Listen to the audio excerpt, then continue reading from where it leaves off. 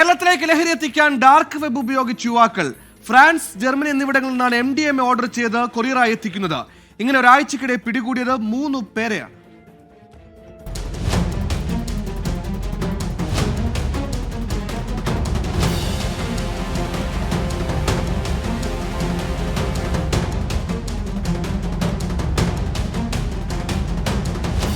അതീവ രഹസ്യ സ്വഭാവമുള്ള ഡാർക്ക് വെബുകളിലാണ് മലയാളി യുവാക്കൾ ലഹരി തേടിയെത്തുന്നത്. കഴിഞ്ഞ ദിവസം കൊച്ചിയിൽ പിടിയിലായ മിർസാബ്, അതുൽ കൃഷ്ണ തുടങ്ങിയവർ ഫ്രാൻസ്, ജർമ്മനി എന്നിവിടങ്ങളിൽ നിന്നാണ് MDMA ഓർഡർ ചെയ്തത്. ഓർഡർ ചെയ്യുന്നവരുടെ പേരുവിവരങ്ങൾ പുറത്തു പോകില്ല എന്നതാണ് ഡാർക്ക് വെബിന്റെ പ്രത്യേകത. കൊറിയർ സെന്ററുകൾ കേന്ദ്രീകരിച്ച് നടത്തിയ അന്വേഷണത്തിലാണ് ഇവർ പിടിയിലായത്. അതുൽ കൃഷ്ണന്റെ പേരിൽ രാജ്യത്തെ വിവിധയിടങ്ങളിൽ പാഴ്സൽ എത്തിയിട്ടുണ്ട്. ഇതര സംസ്ഥാനങ്ങളിൽ നിന്ന് കൊച്ചിയിലേക്കുള്ള കഞ്ചാവ് കടത്തിനും അറുതിയില്ല. ആലുവയിൽ 2 യുവതികളടക്കം 6 ഒഡീഷ സ്വദേശികളാണ് കഞ്ചാവും ഹാഷിഷോയിലുമായി ഇന്ന് പിടിയിലായത്. എറണാകുളം റൂറൽ SP വൈഭവ് സക്സേനയുടെ നേതൃത്വത്തിലായിരുന്നു പരിശോധന. തൃശൂരിൽ കമ്പ്യൂട്ടറിന്റെ UPS-നുള്ളിൽ ഒളിപ്പിച്ചു കടത്തിയ ചരസ് പിടികൂടി.